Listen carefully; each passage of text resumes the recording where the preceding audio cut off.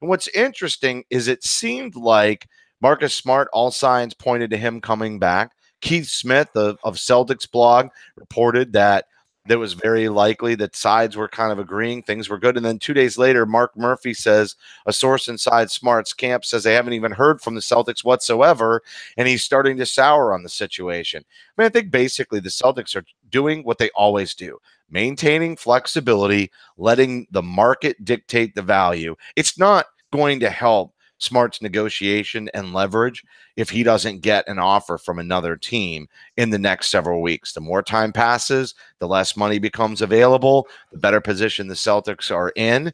I think that's why maybe this inside source has floated that out there, as they're trying to, reestablish some leverage and some position in negotiations. At the end of the day, if they can go get an offer from another team, that'll set the market. I think everybody thinks Marcus is coming back, and that may be why he hasn't really gotten anything lucrative. Although we've seen this go sour in the past, and then all of a sudden a year later, they're unrestricted and they're not coming back just because the pride's hurt and they can get equal or close money, maybe a little bit more playing time, and it's over. But I think the Celtics would love to have him for another year. I think they'd like him to be happy. But at the same time, the other side of it is, even away from negotiating, if they're still thinking about making a trade or doing a deal and they need to be able to utilize his salary as a match, they might as well wait a little bit and explore as long as they possibly can until their hand is forced. I think that I think that it's pretty clear, as you said, that whoever wanted to get that information out to Mark Murphy wanted to change the conversation.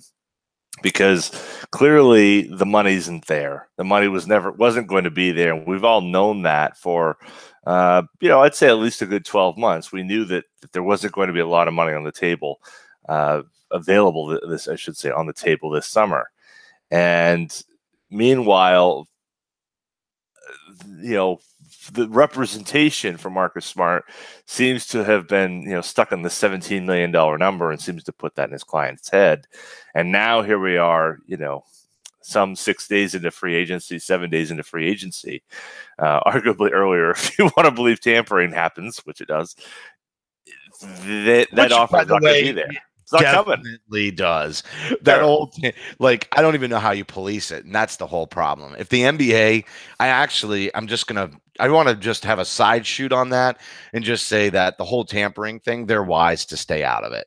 The more they dip their toe in that, the more gray and murky it's going to become. They're better off turning a blind eye. And as much as football's turned a blind eye and has gotten a lot of bad publicity, it's for different reasons. In this case scenario, there's really nothing you can do about it, and they're better off backing away from it than trying to control it.